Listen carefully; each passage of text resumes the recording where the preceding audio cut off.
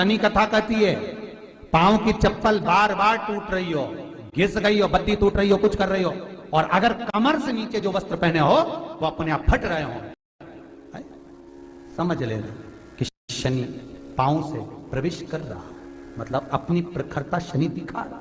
काशी में जो शिव जी की स्थापना कौन ने करी? काशी में जो शंकर भगवान बैठे उनकी स्थापना करी थी शनि महाराज। किसने करी थी? शनि महाराज ने। क्योंकि भगवान शनि महाराज को उनकी माता के द्वारा श्रापित हो गए और शनि महाराज कांपने लगे। शनि महाराज कांपते कांपते मैं जाऊं तो जाऊं कहां, करूं तो करूं क्या। महाराज शनि महाराज दौड़े और दौड़कर भगवान भोलेनाथ के पास पहुंचे। हे शंकर त्रिकालदर्शी कैलाशी अविनाशी, कृपा करिए बाबा भोलेनाथ, कृपा करो। क्योंकि दुनिया में 33 करोड़ देवी देवता हैं जिनको शनि लग सकता है, केवल एक, किसको छोड़कर? शिव को छोड़कर। राम जी को शनि लगा तो 14 वर्ष वनवास चलेगा, कृष्ण को शनि लगा तो मथुरा छोड़कर द्वारका चलेगा। शनि लगा, हनुमान जी को शनि लगा तो गुफा में बैठकर राम राम जपना पड़ा। शनि सबको लगता है, केवल शनि नहीं लगता तो एक मेरे महादेव को, मेरे भोले बाबा को नहीं लगता। शंकर के पास में शनि आकर, शनि ने आकर कहा भोलेनाथ कृपा करिए बाबा, मैं बड़ा कष्ट में हूं, मैं करूं क्या? बाबा भोलेनाथ ने कहा जा गंगा जी के तट पर काशी में जाकर एक शिवलिंग की स्थापना कर, उसकी आराधना कर और तेरा शरीर ठीक हो जाएगा, कष्ट नहीं भोगेगा। शनि महाराज ने काशी में जाकर शिव जी की स्थापना करी। आज भी नियम है, जिसको शनि लग जाता है एक काजल की डिब्बी ले लो और काजल की डिब्बी को 21 बार उतार कर उसको एकांत में जाकर, जंगल आदि में एकांत में किसी पेड़ के नीचे इतना सा खड्डा खोद कर उसमें काजल की डिब्बी को डाल दो और मिट्टी से पूर दो, उस व्यक्ति का शनि समाप्त हो जाता है। काशी विश्वनाथ का नाम लेकर काजल की डिब्बी को 21 बार उतार कर अगर काशी विश्वनाथ का नाम लेकर शनि वाले व्यक्ति को अगर पेड़ के नीचे दबा दे, शनि समाप्त, शनि उसको परेशान नहीं कर सकता। शनि कथा कहती है पांव की चप्पल बार बार टूट रही हो, घिस गई हो, बत्ती टूट रही हो, कुछ कर रही हो, और अगर कमर से नीचे जो वस्त्र पहने हो वो अपने आप फट रहे हो, समझ लेना कि शनि पांव से प्रवेश कर रहा, मतलब अपनी प्रखरता शनि दिखा रहा। फटे हुए वस्त्र धारण करने वाले का भाग्य भी फटे हुए वस्त्र की तरह, जैसे फटा हुआ कपड़े का रेसा रेसा निकलता है, उसी तरह फटे हुए वस्त्र धारण करने वाले की भी जिंदगी में परिश्रम का रेशा निकलता रहता है, पर उसको सुख का भान नहीं होता।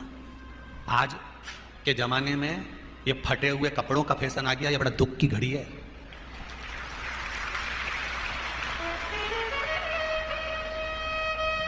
ये बड़ी दुख की घड़ी है महाराज, और लोग उसको फैशन समझ रहे हैं।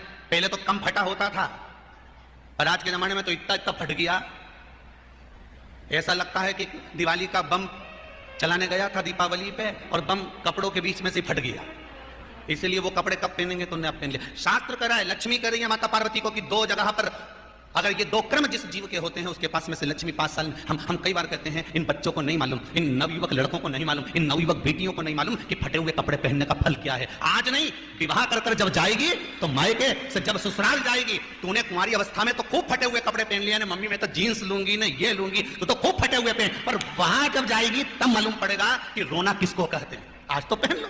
शनिवार शमी के वृक्ष के नीचे रहते हैं। सूर्य अस्त का समय हो, प्रदोष का समय, प्रदोष काल, शाम के समय पर कटोरी में सरसों का तेल ले लीजिए। शंकर के शिवलिंग पर किसी मंदिर में जाकर सरसों का तेल शिव पर चढ़ा। तेल चढ़ते समय शंकर के शिवलिंग पर त्रिपुंड बना दें। ये एक उंगली, चीटी उंगली के पास वाली उंगली शंकर के शिवलिंग पर टच कर रखें और अपनी मनोकामना पूर्ण करें। बाबा विश्वनाथ पूरा करता है। भगवान शंकर के द्वार पर स्वयं शनि महाराज आज मिलने के लिए, और जितने ग्रह नष्ट देने वाले हैं, कारक ग्रह हों, बेकार वृत्ति वाले हों, वो सब आज शनि सबके दोष मिटा देता है। शंकर भगवान के मंदिर में आज से दिन, मंदिर में नहीं तो घर में अगर शंकर का शिवलिंग है तो एक दिया अवश्य लगाओ। शनि महाराज जीवन का सुख प्रदान करेंगे, आनंद। मान लो कोई व्यक्ति पैसे खाकर चले गया, नहीं दे रहा है, तो शास्त्र कह रहा है भगवान शंकर के मंदिर में शमी का पत्र, शमी का पत्ता, शमी पत्र, शंकर के मंदिर में काली तिल्ली के साथ में शमी पत्र, शनि सुख करे। स्वयं शंकर को प्रदोष का व्रत, इसलिए निवेदन है बन सके व्रत करते हुए भगवान शंकर का अनुमोदन करें, जीवन को सार्थक बनाएं, भगवान शिव का स्मरण करते आनंद करते। शंकर सुख गिरेंगे, शिव आनंद। आज शनिवार का दिन है, जिस दिन अपन इस दरिद्रता से मिलने के लिए पीपल के पेड़ के नीचे आए हैं। हिंदू धर्म में ये दिन पीपल के वृक्ष के लिए पूजनीय होगा। जो भी शनिवार के दिन पीपल के वृक्ष की पूजन करेगा, दूध चढ़ाएगा या मिष्ठान का भोग लगाएगा, लक्ष्मी और नारायण उसके घर में प्रवेश कर जाएगा। लक्ष्मी और नारायण उसके घर में प्रवेश करेगा। पुराण की कथा कह रही है कि दुनिया के सारे तीर्थ नहीं जा सकते, पृथ्वी की सारी नदियों में स्नान नहीं कर सकते, पवित्र नदियों में आप स्नान नहीं कर सकते, या किसी भी तीर्थ में जाकर एक रात्रि भी विश्राम नहीं कर सकते, या हमने जिंदगी में कोई दान करा ना करा, कोई पुण्य करा ना करा, कोई सत्कर्म करा ना करा, कोई शास्त्र पढ़ा ना पढ़ा, कोई शास्त्र सुना ना सुना, उसके बाद भी शिव महापुराण की कथा कहती है कि एक दिन में अगर मात्र एक बार भी आप शंकर के शिवालय में प्रवेश कर गए या मंदिर में प्रवेश कर गए तो सारे तीर्थ, सारी नदियां, सारे सरोवर, सारी बावड़ी, सारे तालाब, सारे कुंड के स्नान का पुण्य, दान का पुण्य प्राप्त हो जाता है, केवल शिव तत्व को प्राप्त कर लेने। शिव महापुराण की कथा कह रही है कि घर में जो दिया होता है वो दीपक भी कोई साधारण नहीं होता, उस दीपक की भी महत्वता है, उस दीपक का भी वर्णन है। महाराज एक बात और बहुत अच्छे से सुनिएगा, शायद आपकी जिंदगी को सवार हो, शायद आपके जीवन को सवार हो। मेरी जीजियों, मेरे जीजाओं, मेरी बेटियों, बेटाओं, कभी मौका लगे शंकर भगवान के शिवलिंग के पास में आप बैठे हैं। यहां तक शास्त्र कहता है कि घर में अगर किसी को बहुत तेज बुखार आ गया है, बहुत तेज बुखार, और बच्चा उस बुखार में तप रहा है, बहुत तप रहा है, महाराज तुम जिस दिए में भगवान की आरती उतारते हो, जिस दिए से तुम भगवान की पूजन करते हो, कभी मौका लगा और आप पूजन करने के लिए गए, कभी पूजन करने के लिए, और आपको शंकर भगवान के शिवलिंग के पास में या शंकर भगवान के शिवलिंग के ऊपर कनेर का अगर पीला फूल देखा है ना आप लोगों ने, अरे बोलो तो जमते, देखा है? कनेर का यदि पीला फूल शिवलिंग के आसपास में या शंकर भगवान के ऊपर कहीं रखा हुआ भी दिख जाए, विषम परिस्थिति हो, बहुत हिम्मत ना हारते हो, कभी भगवान अकेले में एकांत में आप पहुंचे उनके पूजन के लिए, कनेर का पुष्प वहां रखा, चाहे वो जलाधारी पर रखा हो, चाहे वो शिवलिंग के पास में रखा हो, शिवलिंग पर रखा हो, उस कनेर के पुष्प को अगर आप 5 जगह का स्पर्श कराकर अपने हृदय की बात कहकर वापिस महादेव को समर्पित कर देते हो, तो भी मेरा महादेव तुम्हारे दुख का निवारण कर देगा। अब वो 5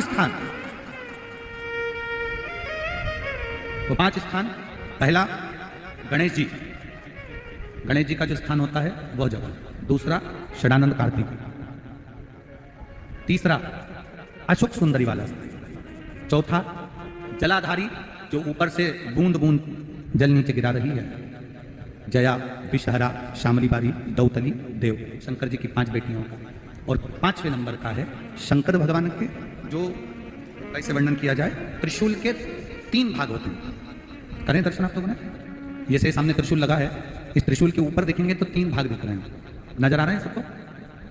त्रिशूल का जो 3 भाग होता है, उस 3 भाग का जहां ज्वाइंट होता है, जहां मिलता है, एक जगह पर देखो तीनों भाग एक जगह पर मिले हुए, 3 भाग का जहां मिलन होता है, 5वां स्थान, ये 5वां स्थान, यहां पर स्पर्श कराकर शिवलिंग पर अपनी कामना कर श्री शिवाय नमस्तुभ्यम कहकर बाबा से अपने मन की बात कहकर जो समर्पित कर देता है, हम 3 महीना भी नहीं कहेंगे, हम तो कहेंगे अगर ज्यादा दुख है 3 दिन इंतजार करना, मेरा बाबा उस दुख को मिटाएगा। 3 महीना बहुत दूर, पर करना है दिल से। और कई तरह के दीपक होते हैं, दीपक का भी विधान वर्णन किया गया, उस दिए का भी वर्णन किया गया। यहां तक शास्त्र कहता है कि घर में अगर किसी को बहुत तेज बुखार आ गया है, बहुत तेज बुखार, और बच्चा उस बुखार में तप रहा है, बहुत तप रहा है, महाराज तुम जिस दिए में भगवान की आरती उतारते हो, जिस दिए से तुम भगवान की पूजन करते हो, उस दिए की बत्ती को नीचे डाल दीजिए और उस दिए को पानी की बाल्टी में धो दीजिए। कौन सी बाल्टी में? जिस बाल्टी के पानी से आप बच्चे को स्नान करा सकते, महाराज केवल भगवान पर से ले जाकर, पास में से ले जाकर उस बाल्टी में थोड़ी देर डाल दो और उस बाल्टी के पानी से उस बच्चे को स्नान करा दीजिए। 15 से 20 मिनट, आधा घंटा लगेगा बच्चे का।